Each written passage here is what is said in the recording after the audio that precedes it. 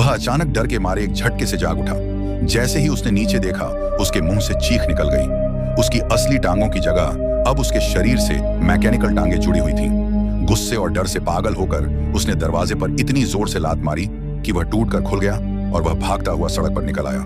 बाहर खड़े लोगों ने तुरंत उस पर बंदूकें तान दी, लेकिन उसी पल उसे अपनी नई टांगों के अंदर एक अजीब और बेहद ताकतवर शक्ति महसूस हुई। एक ही सेकंड में वह सैकड़ों मीटर दूर पहुंच गया। उसकी रफ्तार इतनी खतरनाक थी कि गोलियां भी उसका पीछा नहीं कर पा रही थीं। उसका नाम निक था।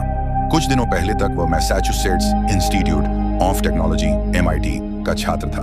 पढ़ाई में टॉपर और हैकिंग में एक्सपर्ट। एस्ट्रोनॉमी से लेकर जियोग्राफी तक शायद ही कोई ऐसी चीज हो जो उसे न पता हो। उस दिन वह अपनी गर्लफ्रेंड हेली और अपने दोस्त जोना के साथ एक रोड ट्रिप पर था। वे लोग हेली का सामान शिफ्ट करने में उसकी मदद कर रहे थे। तभी शाम के समय निक को एक रहस्यमयी हैकर का मैसेज मिला। उन दोनों के बीच लंबे समय से ऑनलाइन लड़ाई चल रही थी, लेकिन इस बार उस हैकर ने हेली का लैपटॉप तक हैक कर लिया था और उनकी हर हरकत पर नजर रख रहा था। निक तुरंत उसकी लोकेशन ट्रेस करने लगा। जोना ने कहा कि उन्हें उस हैकर को ढूंढकर सबक सिखाना चाहिए, लेकिन निक का मूड पहले से ही खराब था। उसके मन में कहीं ना कहीं यह डर बैठ चुका था कि हेली उसकी बीमारी की वजह से उसे छोड़ना चाहती है और यह ट्रिप सिर्फ ब्रेकअप का एक बहाना है। गुस्से में उसने फैसला किया कि वह उस हैकर को हर हाल में ढूंढ निकालेगा। रास्ते में वह हैकर उन्हें लगातार उकसाता रहा। वह ट्रैफिक कैमरों से उनकी कार की तस्वीरें भेज रहा था। आखिरकार जीपीएस उन्हें एक सुनसान इलाके में बने लकड़ी के एक केबिन तक ले गया। निक और जोना अंदर गए और हर चीज रिकॉर्ड करते हुए वहां तलाश करने लगे। तभी बाहर से हेली की चीख सुनाई दी। निक तुरंत बाहर भागा और उसने देखा कि हेली हवा में ऊपर उठ रही थी। अगले ही पल एक तेज सफेद रोशनी सीधा उसके चेहरे पर पड़ी और वह बेहोश हो गया।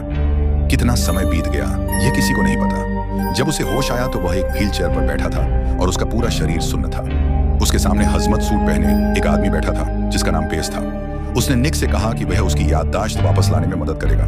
पेस ने बताया कि वे लोग एक एलियन लाइफ फॉर्म परग्रहियों के संपर्क में आए थे और शायद संक्रमित हो चुके हैं। कई दिनों तक डॉक्टर उससे सवाल पूछते रहे, लेकिन निक को समझ नहीं आ रहा था कि आखिर उसके साथ हो क्या रहा है। वह बार बार हेली और जोना के बारे में पूछता, लेकिन कोई उसे कुछ नहीं बताता।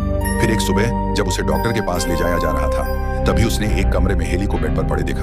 वह उससे मिलना चाहता था, लेकिन डॉक्टरों ने उसे रोक दिया। बाद में जब वह अपने कमरे में वापस लौटा तो उसे बगल वाले कमरे से अपने दोस्त जोना की आवाज सुनाई दी। उसने जोना को पुकारा और कहा, आज मैंने हेली को देखा, लेकिन उन्होंने मुझे उससे मिलने नहीं दिया और मैं अपनी टांगों को महसूस भी नहीं कर पा रहा हूं। जोना ने उसे बताया कि डॉक्टरों ने उसे कोई अजीब सा ड्रिंक पिलाया था और उसके बाद से उसका दिल सामान्य महसूस नहीं कर रहा है।